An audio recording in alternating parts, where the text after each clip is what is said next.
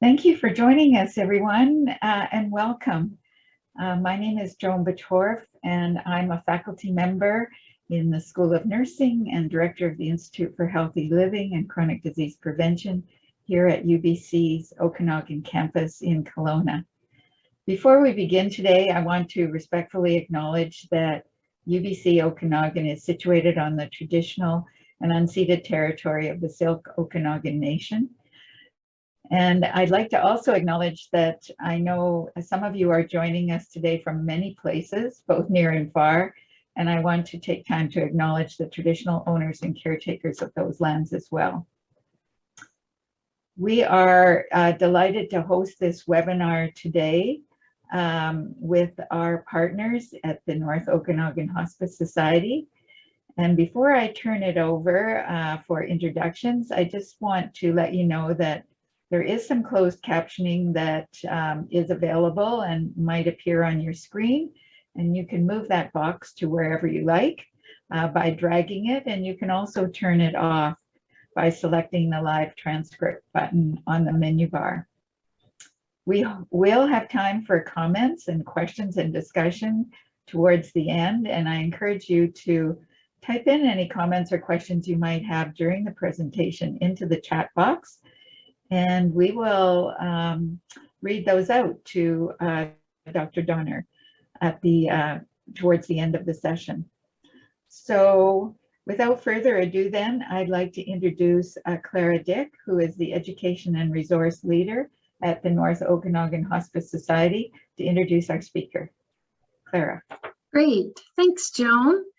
North Okanagan Hospice Society is so pleased to have this ongoing partnership with the Institute for Healthy Living and Chronic Disease Prevention. So it's our pleasure to introduce to you Dr. James Downar. He's the head and professor, Division of Palliative Care, Department of Medicine, and clinical research chair in palliative end-of-life care at the Faculty of Medicine at University of Ottawa. Dr. Downar will be sharing on improving end-of-life care, timely identification of patients who would benefit from a palliative approach. All right, Dr. Downar, we're looking forward to what you have to share. Thank you very much. And thank you for that introduction. Thank you for inviting me to speak today.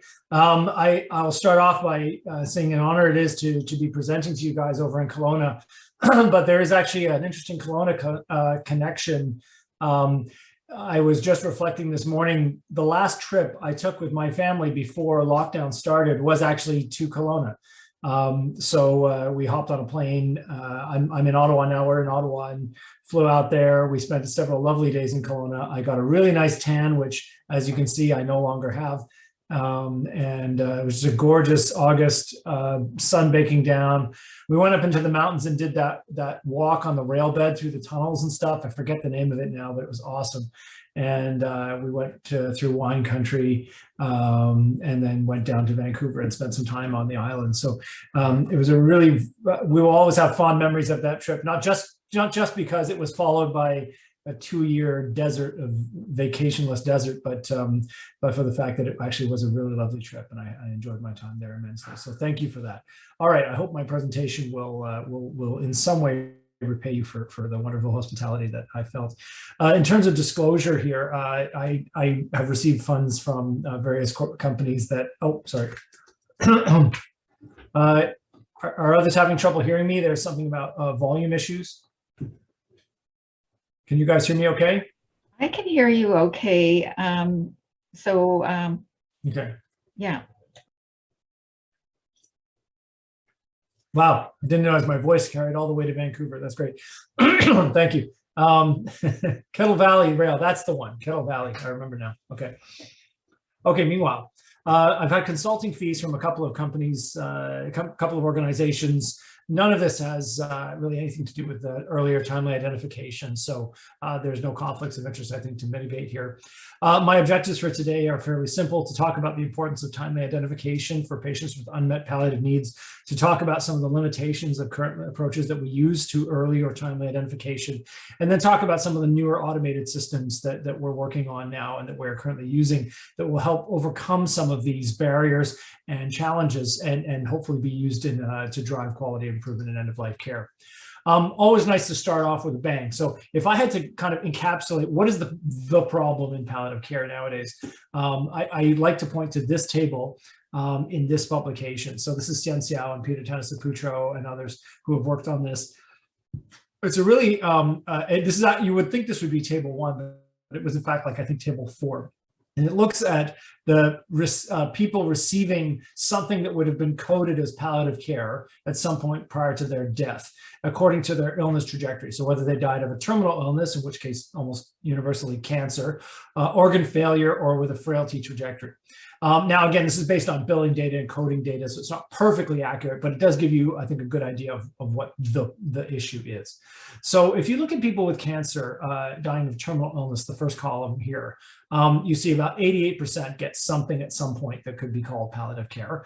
2/3 of them get it at the community at some point. Their median day between the first encounter with something coded as palliative care and death, it was actually 3.5 months before they die. And they get it on average more than 1 in 3 days but prior to their death, right?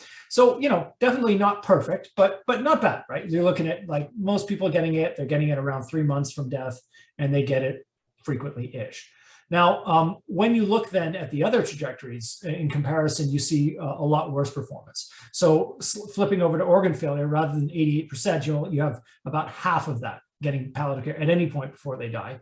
Instead of 2/3 getting it in the community, only about 1 in 6 are getting it in the community. And instead of getting it 3 months before they die, they're getting it 3 weeks before they die to start. And instead of getting it every 3rd day or every 2nd day, they're getting it every 4th day. And the numbers for frailty are even worse. So, you know, as we look at how are we going to improve end-of-life care, if we're trying to get palliative care to more people in a more timely manner, you'll see that probably there are some gains to be made in cancer world, but the most predominant issues are that we're really not getting people palliative care fairly early, particularly if they don't have cancer.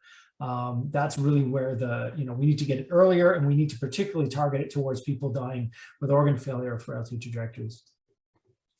The process of early identification, which I'm borrowing a slide here from the Ontario Palliative Care Network, but this was taken from the gold standards framework sort of approach, right? Is that if you want to identify somebody early for end of life or for palliative care or a palliative approach, it's really kind of a 3-step process, right? So you have to identify people initially who might benefit from that care, right? You have to have a prospective means of identifying them.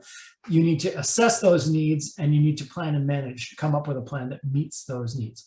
This may sound like a fairly obvious slide here. Why did you put this in, Dr. Downar? Well, the thing is that it's that step 1, identification, that really is more than a small issue and more than a small barrier when we talk about our regular day-to-day work.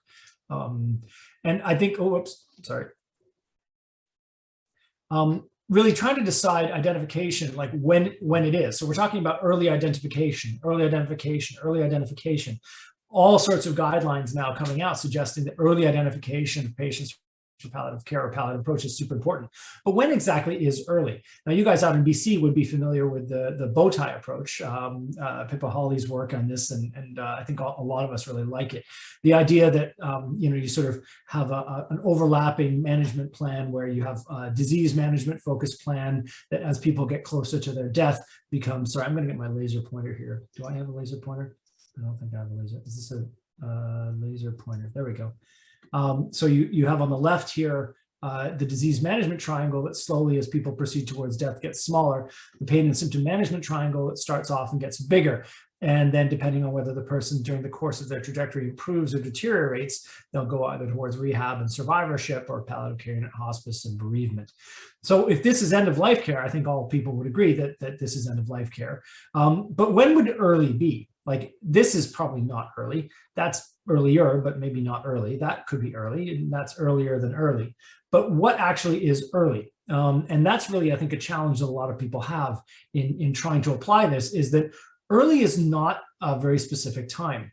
And I'm trying to encapsulate this and capture it in some way to explain it. It's a lot like the problem of burned toast, right? So all of us have had, this poem by Piet Hein that was sent to me by a colleague I thought was very funny. There's an art to knowing when, never try to guess. Toast until it smokes and then 20 seconds less. Very easy to look at somebody after they've died or after things have gone wrong and said, dude, you really should have called palliative care sooner. You should have gotten palliative care involved earlier. It's like when somebody walks into the kitchen and like the smoke alarm's going off and there's like, fire coming out of the toaster and the person kind of goes, hey man, I think you burned the toast. It's like, thank you. I know I burned the toast, right? Like telling me now that I burned the toast is not helpful.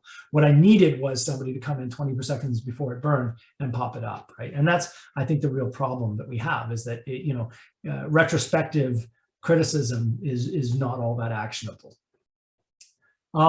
When you look at the literature for defining when early actually is and when people are appropriate for palliative care, you get no help at all. This is a wonderful systematic review by Van Mechelen in palliative medicine, now I guess 8 years old, looking at 60 randomized controlled trials, mostly from cancer of palliative care, and defining the patients they enrolled. And their conclusion was that their published RCTs have no clear definitions of their palliative care patients. They lacked a consensus concerning attributes of illness needing palliation, and an ambiguous use of the adjective palliative. In practice, many of us rely on either the identification of somebody as having a short prognosis, from some objective finding. Often a functional deterioration may be a trigger for us, or at the time that they get a serious and incurable diagnosis, for example, when they show up at a cancer clinic with stage 4 cancer or an emergent stage 4 cancer. And that often triggers you to start to think, geez, does this person have unmet palliative needs? And this is the sort of paradigm taken from the SPICT tool. The problem is when you look at using each of those approaches to deciding when somebody might be appropriate for palliative referral, you run into some unfortunate numbers that really suggest that you're not doing the right thing.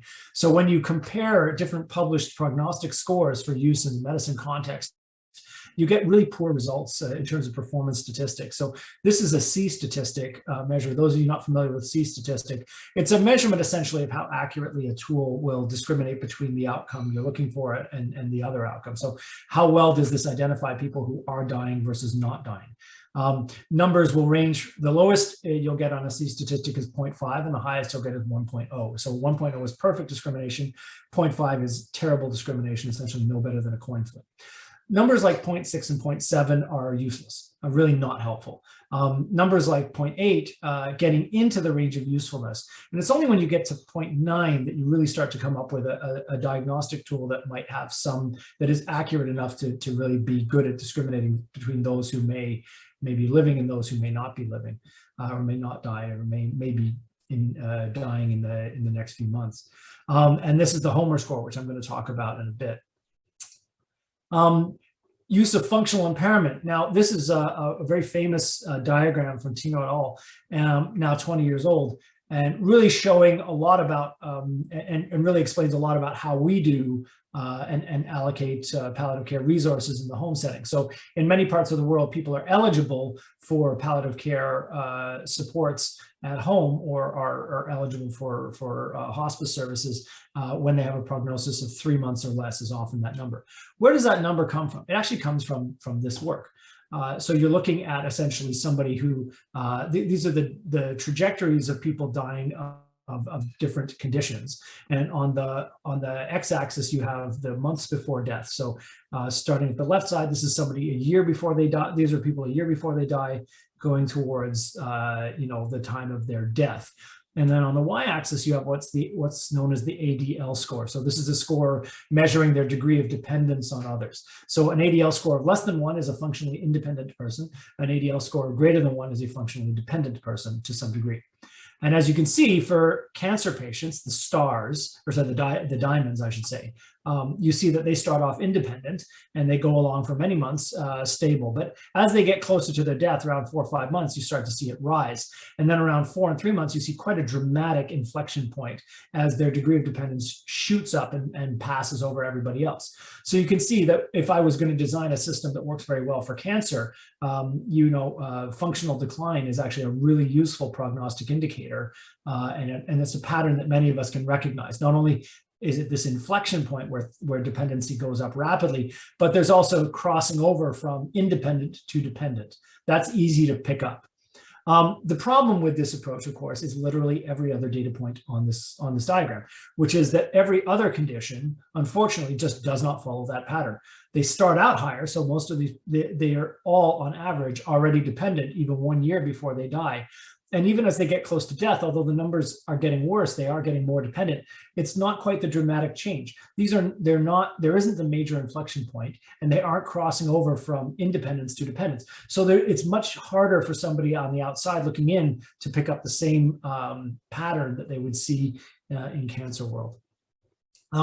The gold standards framework and prognostic indicator guidance, or GSF Pig, has been one of the core approaches that people have used to this. It's being updated recently with some different language, but really it consists of a 3-stage question. You're asking about the surprise question, followed by general indicators of decline or specific clinical indicators.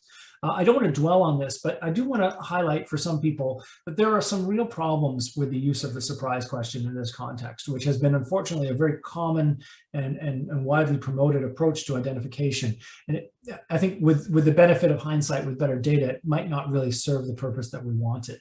We did a meta-analysis of 16 studies, 11,000 patients, looking at the accuracy just of the surprise question for predicting death. And again, you see numbers that are really not that impressive. So sensitivity of only 67%. If this is meant to be a screening tool for somebody who's at risk of death, one of the core features of any screening tool has to be a high sensitivity. 67% is simply not good enough. You're missing a third of the dying. Specificity of 80% is not terrible. Now, the main metrics that people will use, though, for diagnostic tests are what are known as likelihood ratios. So that's the likelihood that somebody with a given result would have the condition of interest. So positive likelihood ratios, what you want to see is tests that will be good for identifying those who are likely to die. This is meant to be, this is numbers where you want to see positive likelihood ratios of 4 or greater. For negative likelihood ratios, again, helpful for ruling out conditions, you want to see negative likelihood ratios of about 0.25 or less. So you'll see in this case that really the surprise question isn't particularly good for ruling in or ruling out the dying. Positive predictive value. So this is the likelihood if you get a positive test that the person actually is in the final year of their life is only 37%, meaning that 2/3 of the people you flag with the surprise question aren't even in the final year of their life. So that's it. I mean, if you had a limitless, infinitely scalable resource at your disposal, this would be less concerning, right? But if you've got only a limited amount of time and resources and human time to try to deploy to treat a large number of dying people, having lots of false positives and lots of false negatives is potentially a problem, right? It means that you're missing people who may need your resources while you're using your resources on people who are probably less likely to be the people you're most interested in. Again, following on a trend, the surprise question does seem to do better in cancer, but it does very, very poorly in the non-cancer setting, both for ruling in or ruling out the dying. I can see there's a question in the panel. I'm going to speak to that maybe later if I can. There are a number of other big problems with the use of the surprise question. The inter-rater reliability. So the kappa score is really, really poor. So you may ask different people to rate their surprise about the same person. You'll get dramatically different results, which is a bit of a problem if that's what your system is hinged upon, that the test is actually quite unreliable. There's also a poor response rate when you try to use it outside of a study. So it's one thing when there's like a research assistant kind of poking you in the ribs with a pencil for every patient saying, what do you think? What do you think? But when you try to roll it out over a broad section of the population, you tend not to find very good response rates. In published studies in the UK, it's in the sort of 15% range. as a screening tool where it was used. One study in Barcelona actually found that 83% of the patients they studied were actually surprise question positive. In other words, they would have triggered on that. So when you're starting to, if you have a screening tool that actually screens positive for 83% of the population, it's not much of a screening tool. Screening tools do need to sort of limit your workload. They need to get rid of a large number of people. And if they're only getting rid of 17% of the population of interest, the population that you're studying, that's a potential limitation. And it's been dropped from the SPICT as a result. It used to be part of that, and NICE in the UK actually no longer recommends it as a screening tool. So again, there's more to be said on this. I don't want to make this a talk about the surprise question, but more broadly, the bigger problem of using approaches and provider-dependent approaches like the gold standards framework, right, which involves these 3 questions. So once you get past the surprise question, all you need to do is ask yourself a simple series of 74 questions about each and every person that you see. It's a problem, right? Like this is not feasible. This is not a realistic thing to do for everybody. Now, yes, it's true that some people may focus their areas of practice in certain areas, and so they would only need to know certain questions and not others, or be asking certain questions routinely, whereas they won't be doing others. I mean, the problem here isn't so much the questions you're asking, it's the sheer number of them, and the fact that it depends on a human being to remember or have the time and inclination to use it. That's where you get into problems. So coming back to the gold standard framework paradigm, though, where you look at identification, assessment, planning, and managing this is where you have to focus, right? So take those steps individually, identify patients who are at risk of having those needs, and then assess them for those specific needs. Is there a different way to do that? Many people use the analogy of a reflex arc, right? So you have a sensory limb and a motor limb, or a detection limb and an action limb.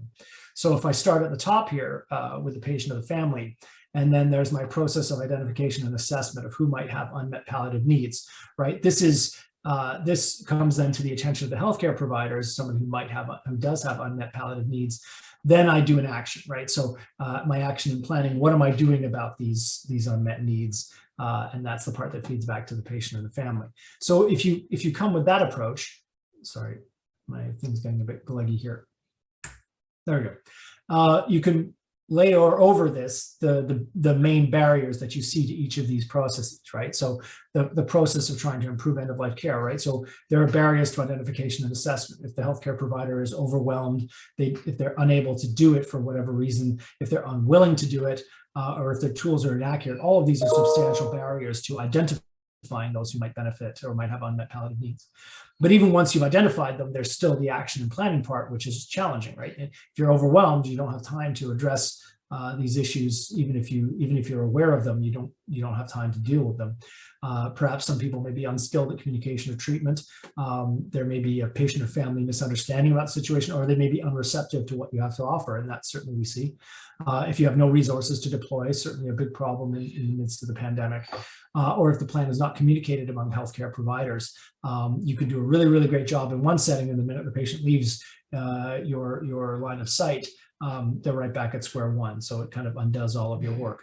So there are a lot of different barriers to making this happen. I'm going to focus on the ones on the right side of the screen here in terms of barriers to identification and assessment. There's also some key sort of facilitators here. So if you can streamline it in an existing workflow and try to come up with a manageable output rather than expecting everybody to sort of boil the ocean and dramatically change their approach to every single person, focusing on some specific patients in high risk, that's really important. As I mentioned before, like I think the ideal state, if you had a system to identify those who are dying and those who might be at risk of having unmet needs, I think it does. I do think accuracy is important. I think that both false positives and false negatives have a cost. And I think you do need to try to come up with something that's at least a little more accurate than what we were seeing with the surprise question. I think the main limitation of something like a surprise question or indeed the SPICT is that it is provider dependent, right? And we know that asking every frontline provider to fundamentally change their approach to how they deal with people there's a low ceiling on that. There are a lot of people who just aren't going to do it. So if your system depends on individual providers, reflecting and doing that kind of change, that is a substantial barrier. But there are a number of advantages we have nowadays with more recent systems, electronic systems, electronic medical records. The power of big data is definitely evident to most people. We have a lot of data already in the system around administrative and health services data, as well as symptom data in some cases as well. So to a degree to which we can harness that, I think is a great potential. And that's kind of where I wanted to turn to next. We're looking at what we're using, which is the Homer score. This was developed in Canada as Homer stands for Hospital 1-Year Mortality Risk Score, which is a very, very accurate tool derived entirely from administrative data. It's been externally validated elsewhere. And it uses sort of 12 data points, which are available broadly in health services. And we use this tool. This tool was designed to be used in retrospect for sort of retrospective data sets of administrative database populations to try to standardize mortality risk. So you might be able to use it, for example, to decide, okay, based on populations that we studied, the risk of your hospital's average risk mortality would be this, and your actual mortality was higher or lower. You might be able to flag opportunities, flag issues that might be popping up for your care processes. And that was what it was originally designed for. But with a slight modification using only 9 of those data sets, it could actually be used in real time to flag patients as they're being admitted to hospital to see to try to estimate what their risk of dying in the next year might be. And the idea of using this tool to identify people for potentially adoption of a palliative approach. And we've now got a bit of a body of research on this using this. And I'm going to walk you through it very quickly now and try to leave some time for question. We tried to use a specific threshold, which was more specific, not sensitive. So again, something with a very high likelihood ratio, so that the workload was manageable. And with time, we found that probably the most important consideration for frontline staff when they're asked to try something new and try an uptake of a new system to try to address unmet palliative needs is workload. So rather than necessarily something that will try to pick up everybody who might die, try to pick a relatively smaller number of people for whom the likelihood is greater, but the workload is manageable, and people will tend to they'll get less alert fatigue, they'll tend to respond to it more, and they'll tend to act on it, which I think is obviously a key thing that we want them to do. When I'll just summarize that we went around, we asked a lot of frontline providers, staff, and patients alike, and found very high acceptability of this approach. People were quite excited to see what it could do. There weren't a lot of concerns about the idea that Big Brother is watching you, or the computer will tell the doctors that this person should die, etc., which was a fear that some had voiced. Again, I won't delve deeply into some of the data, but just showing you about our experience. We actually did a pilot study where we sort of had it run in the background, just calculating mortality risk for people as they came in for a certain amount of time. And then we turned on these notifications, and we started to push notifications to the frontline staff who were admitting the patients, sort of saying this person is at elevated risk of death.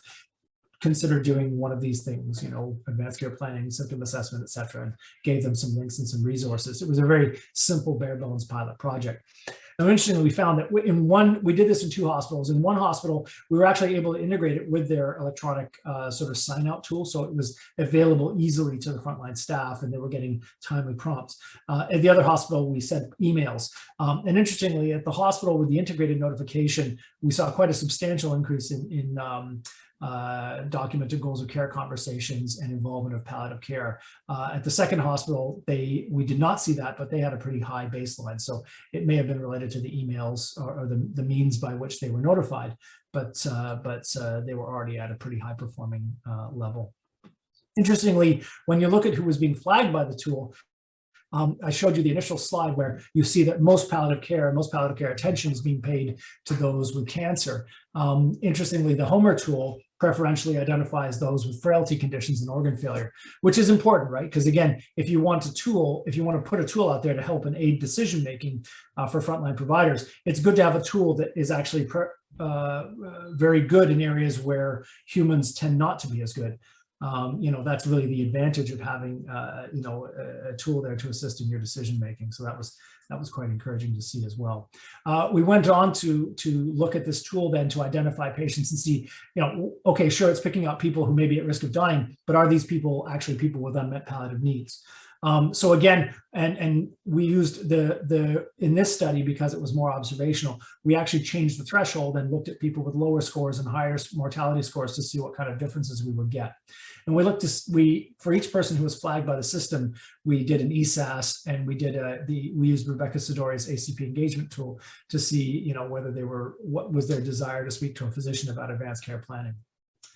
And I'll just sort of, what was interesting is that it was a remarkably acceptable approach. So even though these people going in, we got RAB approval to essentially do a cold approach to the patients themselves or family members if they were there to do these assessments, and we found very, very high, you know, acceptance and completion of the tools just on a cold approach. It took very little time to do, and we were able to complete the enrollment quite quickly.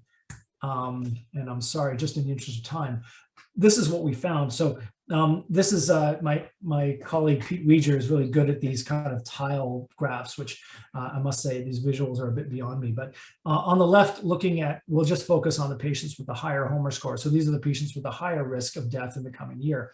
Of these, about 50% were frail, right? A quarter had organ failure, 20% had cancer. And then if you look at the prevalence of unmet palliative needs in these populations, so either one or more severe symptom scores or a desire to discuss advanced care planning or goals of care, you'll see that the numbers are extremely high, sort of 80+% actually do have an unmet palliative need. What was interesting is even when we went to the lower mortality risk score here on the right, the breakdown of frailty versus organ failure versus cancer was different, but actually there was still a very high prevalence of unmet palliative needs.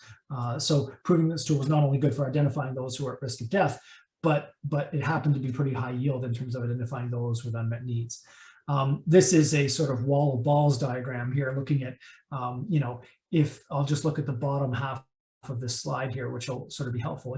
If you were to use this approach in 100 general internal medicine admissions, it would only flag about 9 of those admissions, 9 or 10 of those admissions.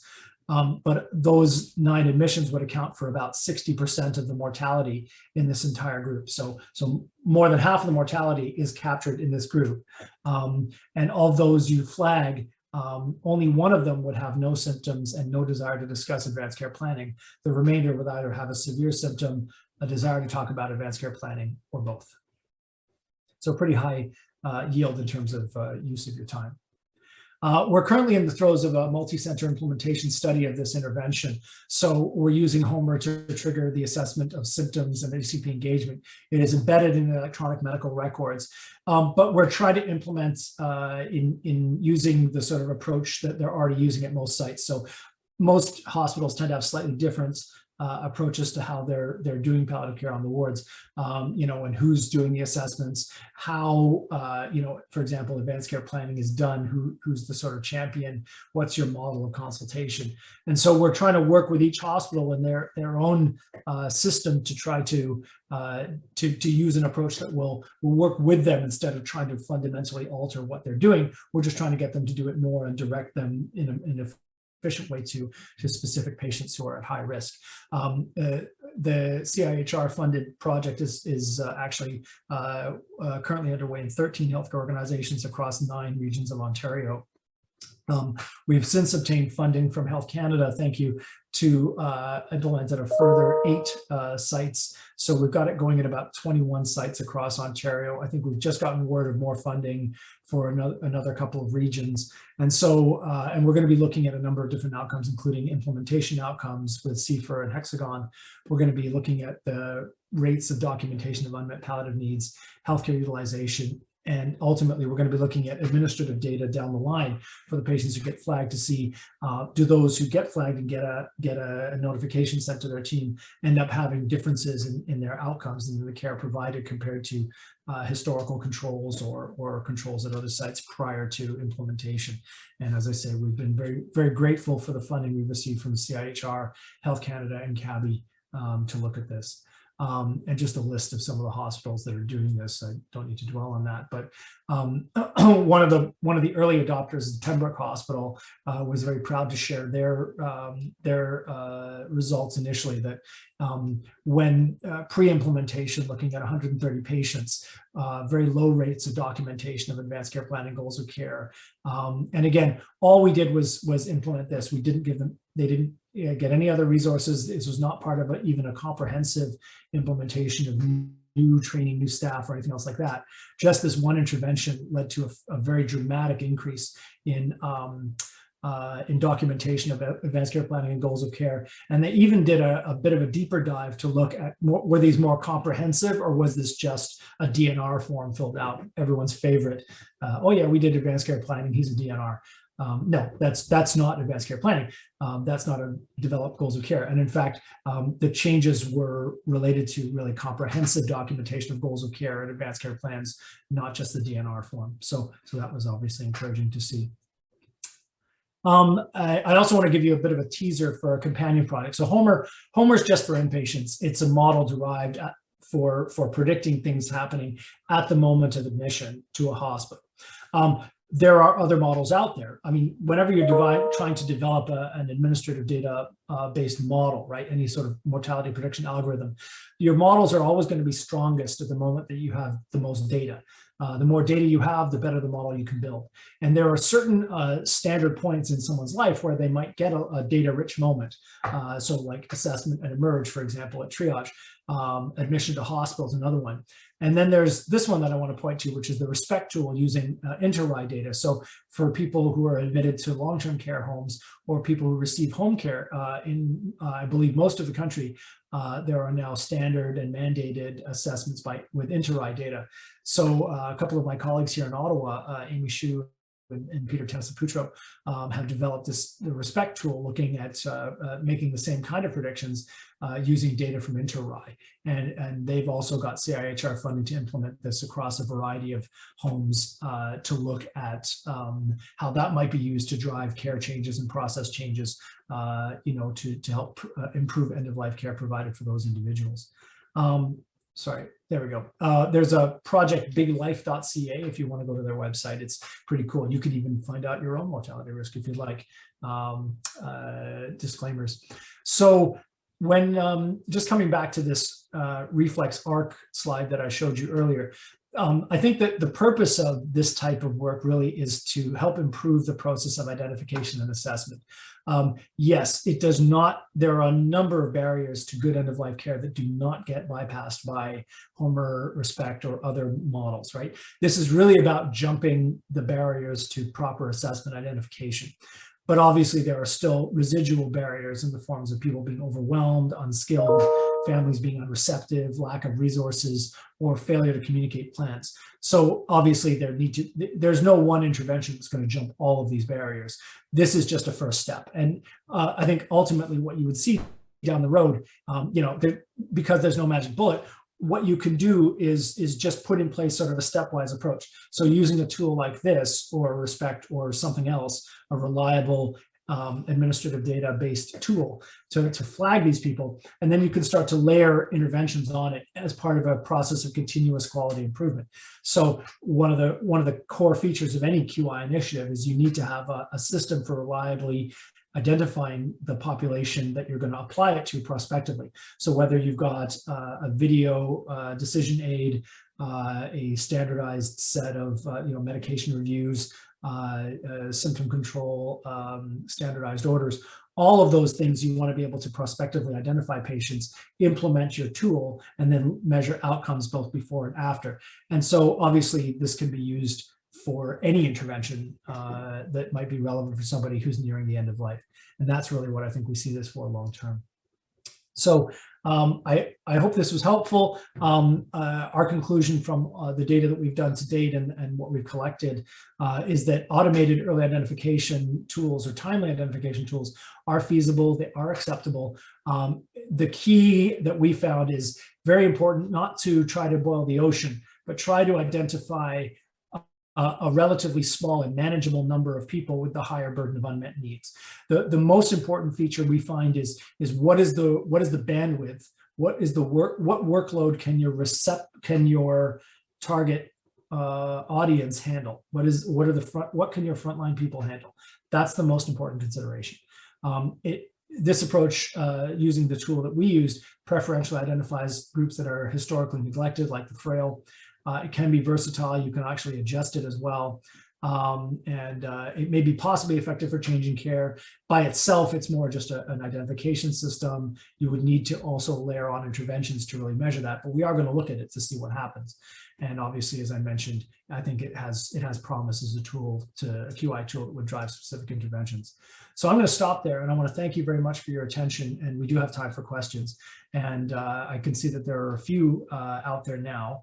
I wonder if I should just dive in there.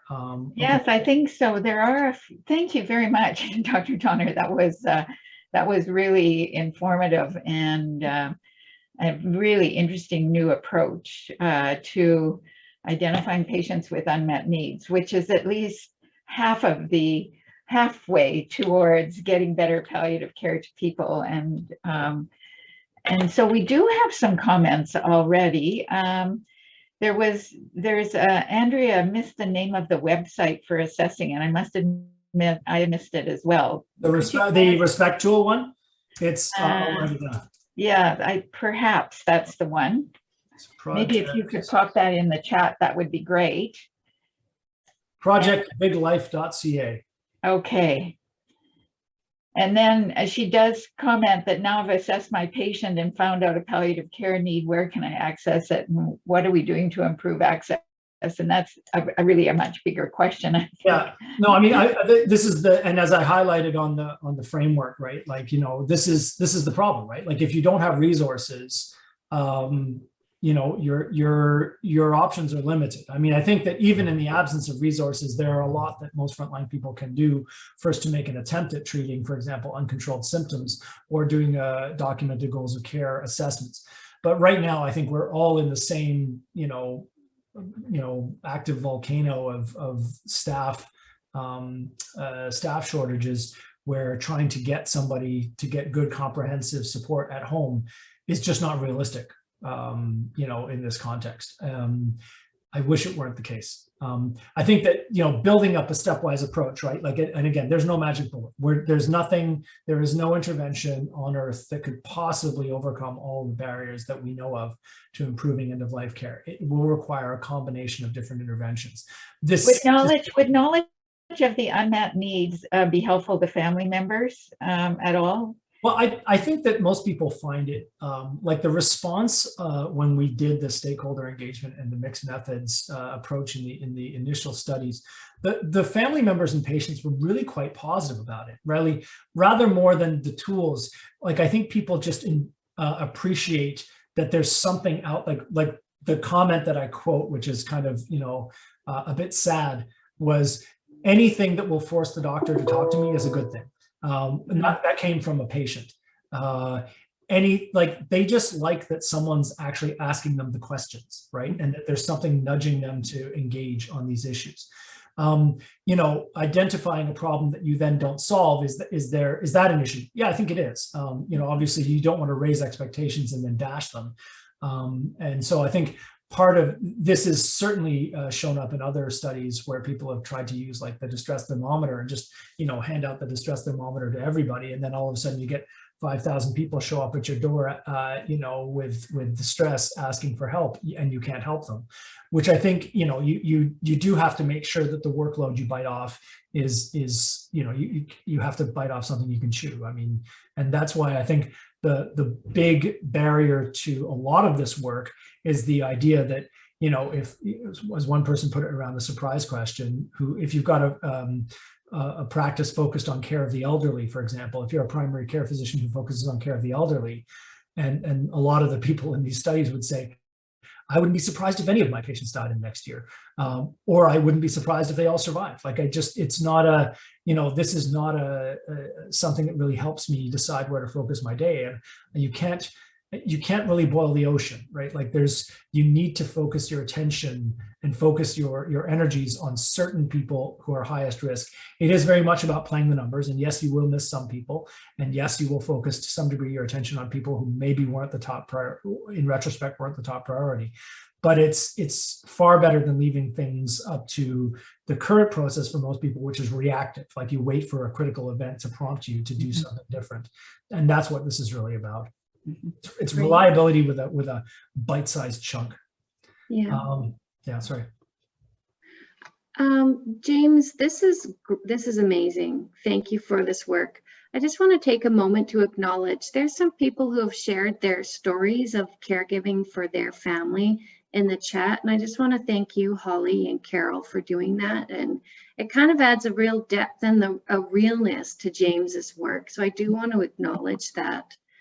There's also been some questions here about using the community tool, so the Respect tool, and how it would interface with the Inter-I. Yeah. Now, the Inter-I is only for what we would call here in BC long-term care community patients. So our palliative people don't have it, but how easy is that interface, and how easy is it for nurses to use that tool to flag people? So what I would hope for, and one of the things that the key thing about Respect is because it uses Inter-I data, if Inter-I data is already being collected, yeah, okay. That's the real thing that I thought was the big advantage of Homer, is that you're not asking anyone. The whole thing can work without one person doing anything more than they're already doing. Perfect. Right? Yeah. So literally zero workload add to run the tool. To respond to the tool, obviously that's work. But right. But to get at least to that first stage of identification is zero. Now, what we're trying to work on, in the Homer project, is can we divide up the work a little bit? So, the assessment tools can be fed to the bedside nurse to do the assessment tools, and then that's available then for the medical team. So the medical team just runs in, like everybody gets a tiny piece of work, and then it's much more manageable. And I think that's key. But understanding that the process of applying Respect within long-term care, for example, and focusing your attention on those who are most likely to deteriorate, those in home care who are most likely to deteriorate, that's definitely, I think, not that hard to do. It does, you do need to be able, obviously, to get a notification from the RI system to you, or from the RI database to you. And I can certainly, if you want to reach out to me, I'll just type my email in the chat box here, and I'm happy to put you in touch with Amy and Peter, who are working on this, who are in part of my division, who are really doing excellent work in this area. Obviously, COVID has screwed everything up, but I think the process, like the technical aspects of building this model, are not that complicated. The part that we need to work with is trying to work with everybody in their context to how could you receive information in a useful way? How could you receive these flags in a useful, timely way that would make them actionable? Because it's clear that there are some ways to notify people that are totally useless, like getting an email, a hospital email 10 hours later, not helpful. But having a pop-up in the electronic medical record, that's helpful. Right. That sort of thing. Yeah, and so my familiarity with the Inter-I is that once you've done your assessment, there's a bunch of scales that come up, like Elizabeth here in the comments noted the divert. There's also the MAPLE score. And so would the Respect score, would it be able to be linked in, and then you'd get that right as a flag as soon as the assessment is finished? Yes, I think I believe that's how they're using it, and that's how they're implementing it. And again, because I'm not leading that project, I don't want to say too much. I don't want to sort of step onto thin ice here, but I'll certainly say that send me an email if you are interested in learning more about how this is being implemented. It is being done in long-term care in many parts of the country, and I'd be happy to put you in touch with these guys, and they can give you the latest in where. Sure. Yeah, I think we do have some people on the line. I know Elizabeth Antefo, that's with Interior Health. That's more of her area of where her influence lies. Yeah, sorry, Elizabeth, I can see you made a couple of comments just about the intended use, and I remember I had a nice conversation with Joanne Lynn once at a conference where she came up to me after I gave a talk, and I feel like I've gotten the reputation of somebody who's like got this vendetta against the surprise question. I don't. I think that the challenge that I have with the surprise question is just it was great for what it was, you know, at a time in history when there really was no approach, and we were trying to get people to go upstream from you know, a palliative care paradigm that to that point had really been just end of life care. Like palliative care was 48 hours of a morphine drip and then you die. That was palliative care.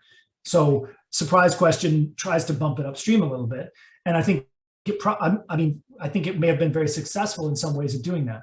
The challenge is that the ceiling is very low on any approach that is provider dependent. And I mean, I use the surprise question simply because it has the most data, but the issues with the surprise question are issues that are common to every provider dependent approach. Issues of accuracy, issues of reliability, issues of timeliness. But the weakest link in that chain is the fact that you need everybody in the system to do it and be on board with it in order for it to work. And you know, from studies where people have tried to prospectively roll this out at multiple sites, the uptake is not great. And I think that will be a substantial limitation to how this can work.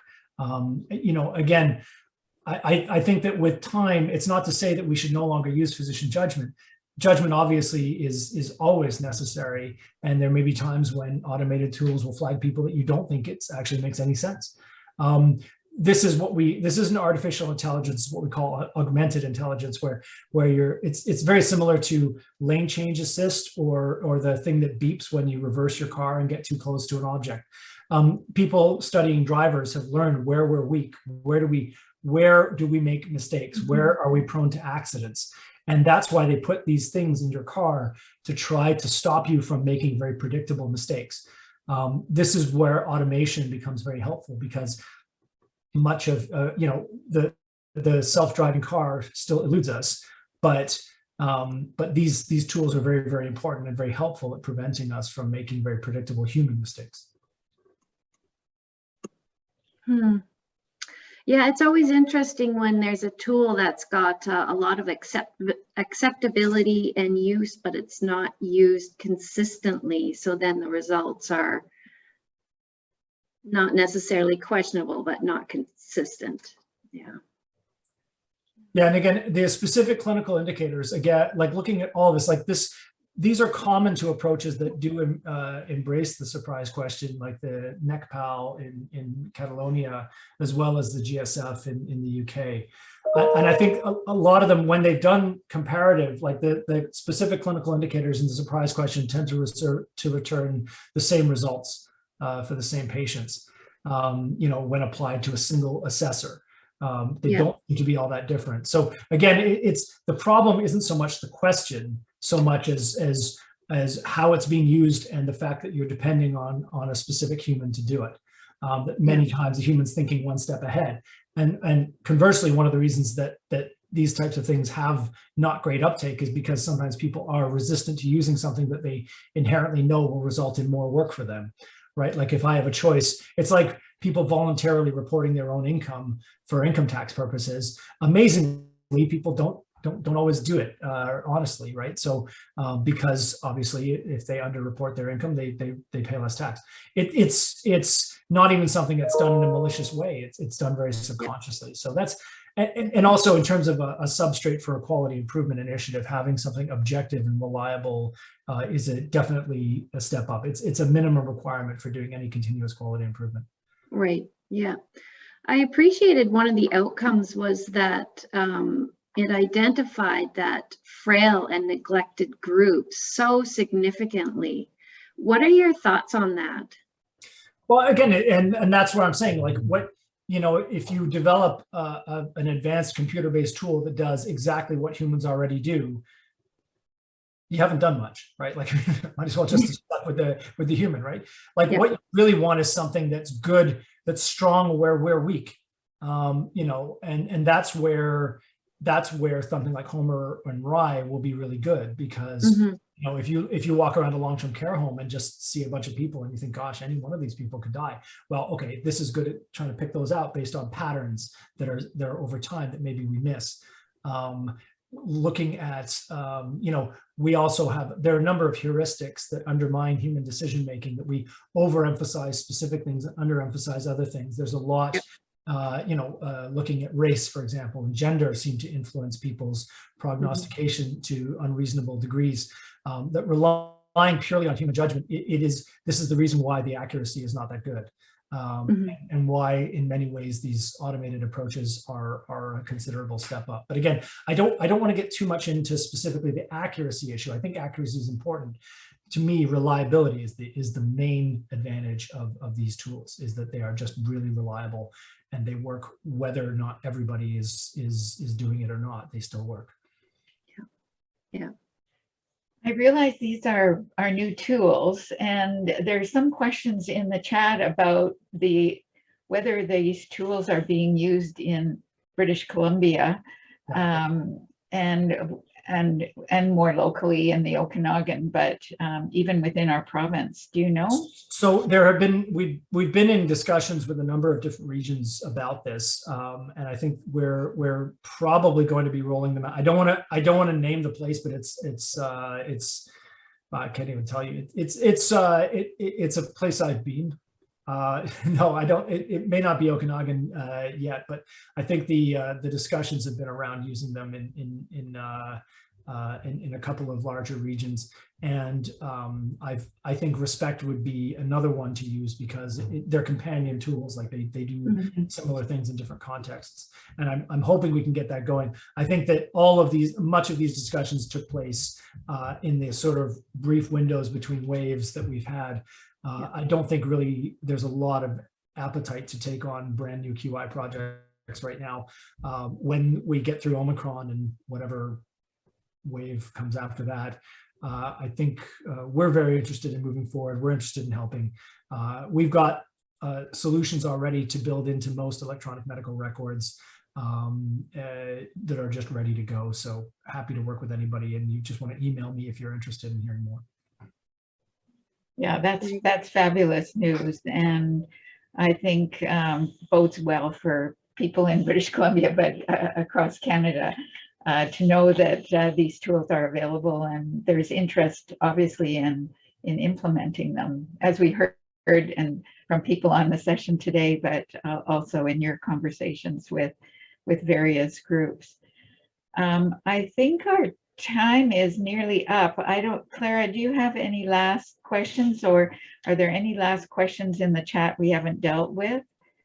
I don't have any questions. I love it how this, builds on what we have already. So it reduces potentially that upfront workload. I don't see any more questions. Just a thanks again for raising awareness and providing insight. Yeah. Yes. Thank you, guys. Thank you very much. Everyone stay safe, be well. Yes. And we'll get through this, guys. Yes, and come back and visit us sometime in the Okanagan. We'd be delighted to share some of the sunshine with you next summer. So thank you once again, and thank you everyone for joining us today. We look forward to you joining us again in the future. Bye for now. Bye now. Bye-bye.